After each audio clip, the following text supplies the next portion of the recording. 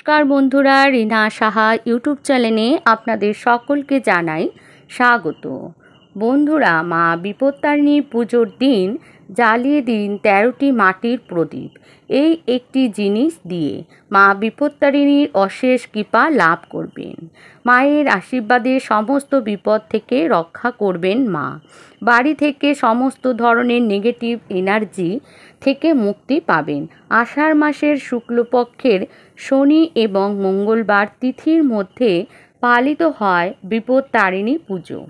মা বিপত্তারিণী হলেন মা দুর্গার এক রূপ, তাই সকল বাধা বিপত্তি দূর করার জন্য, বিপদ থেকে মুক্ত করবার জন্য নিজেদের জীবনকে তাই আমরা মা বিপত্তারিণী ব্রত পালন করে থাকি।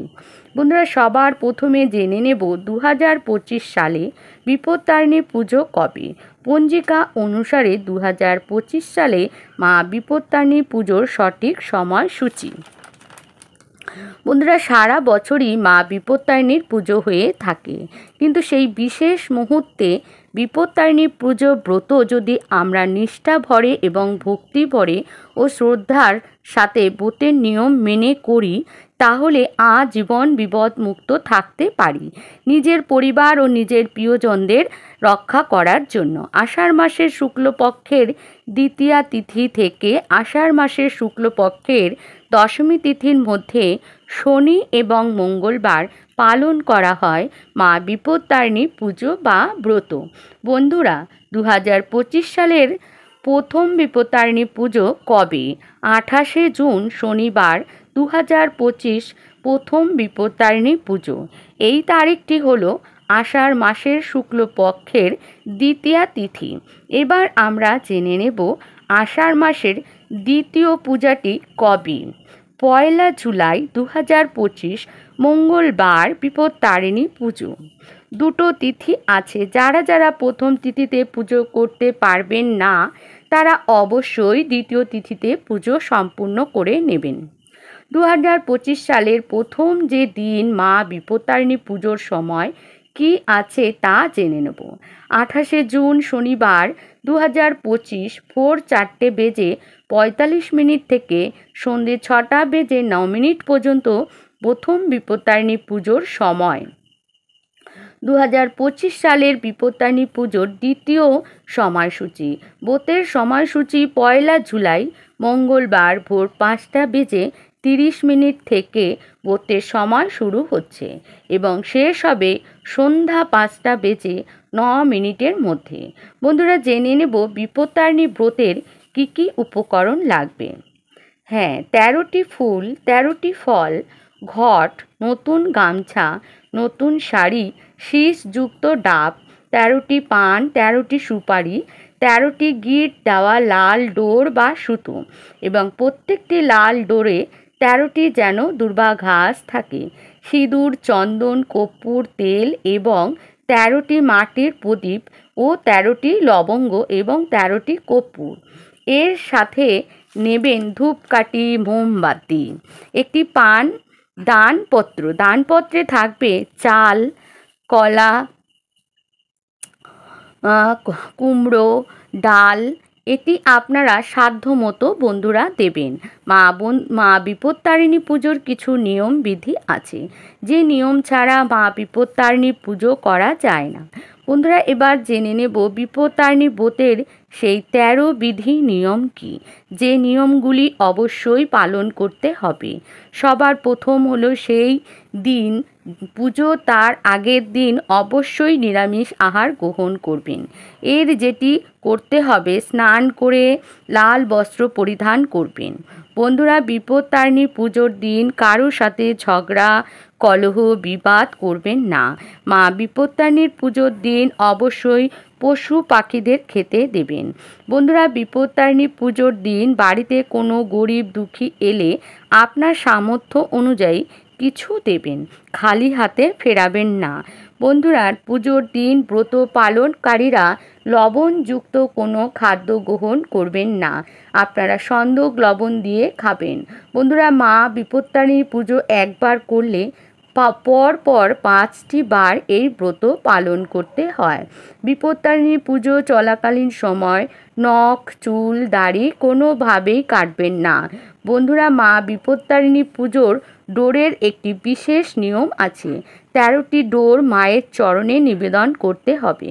তারপর 13টি ডোরে 13টি করে গিট থাকবে ও 13টি করে দূর্বা ঘাস থাকবে এবং 13টি সুতো থাকবে। বন্ধুরা, মা বিপত্তারিণীকে যে 13টি ফলের ভোগ দেবেন সেই 13টি ফল গ্রহণ করতে হবে দিনের বেলায়। তারপর উপবাস ভঙ্গ করতে হবে। বিপত্তারিণী পুজোর দিন অবশ্যই 13টি ফল, 13টি লুচি, 13টি ফুল অর্পণ করতে হবে মাকে ভোগ হিসাবে। বিপত্তারিণী পুজোর দিন ব্রত পালনকারীরা কোনোভাবেই যেন চালের তৈরি কোনো খাবার গ্রহণ করবেন না। 13 বিধি নিয়মের সব থেকে শেষ নিয়ম হলো মা বিপত্তারিণীর পাঁচালী বা ব্রত কথা পাঠ করা বা শ্রবণ করতে হবে। পুজো হয়ে গেলে সর্বশেষ অবশ্যই ব্রত কথা শ্রবণ করতে হবে। ব্রত কথা শ্রবণ না করলে আপনার পুজো সম্পূর্ণ হবে না। তাই অবশ্যই পুজোর শেষে বাড়িতে এসে বা যদি সম্ভব থাকে তাহলে মন্দিরে বসে অবশ্যই ব্রত কথা শ্রবণ করবেন। তার আগে নয় কিন্তু বন্ধুরা, পুজো সম্পূর্ণ হবে না। বন্ধুরা, আসা যাক মূল পর্বে। 13টি মাটির প্রদীপ নেবেন।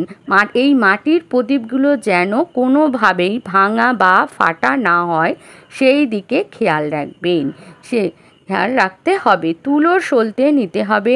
13টি সর্ষের তেল দিয়ে জ্বালাতে পারেন বা ঘি দিয়েও পারেন। যদি পারেন ঘি দিয়ে জ্বালালে তাহলে খুবই ভালো। এই মাটির প্রদীপের মধ্যে দেবেন কর্পূর। তারপর দেবেন একটি একটি করে প্রত্যেকটিতে 13টিতে একটি একটি করে ফুলযুক্ত লবঙ্গ। লবঙ্গগুলো যেন কোনো ভাঙা ফাটা না হয়, 13টি যেন নিখুঁত হয়। যেমন 13টি প্রদীপ আপনি নিখুঁত নিয়েছেন, তেমনি 13টি লবঙ্গও নিখুঁত নেবেন এবং 13টি কর্পূরের টুকরো নেবেন। প্রথমে সর্ষের তেল দিয়ে প্রদীপগুলো ভর্তি করে নেবেন, তারপর সলতে দিয়ে দেবেন, তারপর কর্পূর, তারপর লবঙ্গ দিয়ে দেবেন 13টি প্রদীপের মধ্যে। তারপর একটি পিতলের থালা নেবেন, তার মধ্যে দিয়ে দেবেন আতপ চাল 13 চুটকি। তার ওপর বসাবেন এই মাটির প্রদীপগুলি। এরপর প্রদীপগুলি জ্বালিয়ে দেবেন ঠিক সন্ধ্যের সময় বাড়ির যে কোনো দেবীর মূর্তির সামনে। যদি মা কালীর মূর্তি থাকে তাহলে খুব ভালো, না হলে মা দুর্গার সামনেও দেবেন, কারণ মা বিপত্তারিণী মা দুর্গারই আর এক রূপ। এর প্রভাবে বাড়ির পরিবেশ শুদ্ধ ও শান্ত হবে এবং আপনার বাড়ির যে অশুভ শক্তি আছে তা ওই প্রদীপের শিখায় সমস্ত জ্বলে যাবে। তাই বন্ধুরা, আপনার বাড়িতে সব সময় শুভ শক্তি বিরাজ করবে এবং নেতিবাচক শক্তির প্রবেশ করতে পারবে না। এই লবঙ্গ ও কর্পূর দিয়ে জ্বালালে বহু চেষ্টা সত্ত্বেও অনেক সময় হওয়া কাজ হয় না, সেই কাজ খুব তাড়াতাড়ি হয়ে যাবে। দীর্ঘদিন ধরে কোনো কাজ আটকে থাকলে মাটির প্রদীপে লবঙ্গ ও কর্পূর দিয়ে প্রদীপ জ্বালালে সমস্ত বাধা কেটে যায়। বন্ধুরা, আর্থিক অনটন মিটে যায়। বন্ধুরা, এই 13টি প্রদীপ ও লবঙ্গ কর্পূর দিয়ে জ্বালিয়ে দিলে লবঙ্গের এই টোটকা আপনাদের দেবে সমস্ত সমস্যা থেকে মুক্তি। বাড়িতে থাকবে পজিটিভ এনার্জি। লবঙ্গ যে শুধুমাত্র রান্নার স্বাদ আনে তা নয়, লবঙ্গ ভগবানের পুজোর কাজে ব্যবহার করা হয়ে থাকে এবং এতে প্রচুর উপকারও পাওয়া যায়। লবঙ্গের এই টোটকা আপনাদের জীবনের সব বাধা কাটিয়ে আপনাকে এগিয়ে যেতে সাহায্য করবে। বন্ধুরা, মাটির প্রদীপে কর্পূর ও লবঙ্গ পোড়ালে বাড়ি বা ঘরের নেতিবাচক শক্তি দূর করে, ঘরে আসে সুখ, শান্তি, সমৃদ্ধি। এই লবঙ্গ দিয়ে প্রদীপ জ্বালালে রাহু ও কেতুর অশুভ প্রভাব কমাতে সাহায্য করে। তাই বন্ধুরা, মা বিপত্তারিণী পুজোর দিন অবশ্যই নিজের বাড়িতে 13টি মাটির প্রদীপ লবঙ্গ ও কর্পূর দিয়ে জ্বালিয়ে বাড়ি থেকে সমস্ত ধরনের অশুভ শক্তি এবং সমস্ত ধরনের বাধা বিপত্তিকে দূর করুন। বন্ধুরা, এই প্রদীপগুলিকে নিভিয়ে দেবেন না, প্রদীপগুলি যেন জ্বলে যায়, নিজের মতো জ্বলবে। এর পরের দিন এই সমস্ত মাটির প্রদীপগুলিতে সামান্য গঙ্গা জল দিয়ে গাছের গোড়ায় রেখে দেবেন। যাদের পুকুর আছে তারা পুকুরে ভাসিয়ে দেবেন। বন্ধুরা, যে চাল থাকবে সেটি পাখিদেরকে খেতে দেবেন। চাল বলতে যে থালাটির ওপর প্রদীপ বসিয়েছেন তার উপর যে 13 চুটকি চাল দিয়েছিলেন সেই চালগুলি পাখিদেরকে খাইয়ে দেবেন। এই ক্রিয়াটি মা বিপত্তারিণী পুজোর 2 দিন করবেন, শনি ও মঙ্গলবার ঠিক সন্ধেবেলায়। মা বিপত্তারিণীর আশীর্বাদে জীবনে আসবে সুখ, শান্তি, সমৃদ্ধি এবং আপনারা মা বিপত্তারিণীর আশীর্বাদ ও কৃপা লাভ করবেন। বাড়িতে থাকবে বিপদ মুক্ত। প্রদীপের এই ক্রিয়াটি অবশ্যই করুন। বন্ধুরা, আজকের ভিডিওটি আমি এখানেই শেষ করছি। যদি আমার ভিডিওটি ভালো লাগে তাহলে লাইক করবেন, শেয়ার করবেন এবং সাবস্ক্রাইব করে দেবেন। যারা আমার চ্যানেলটি আগেই সাবস্ক্রাইব করেছেন তাদেরকে জানাই অসংখ্য ধন্যবাদ। আশা করছি ভগবানের আশীর্বাদে আপনারা সকলেই ভালো আছেন এবং সুস্থ আছেন। নতুন আরেকটি ভিডিওর সাথে আপনাদের সঙ্গে আবারও দেখা হবে। জয় মা বিপত্তারিণীর জয়, জয় মা বিপত্তারিণীর জয়, জয় মা বিপত্তারিণীর জয়।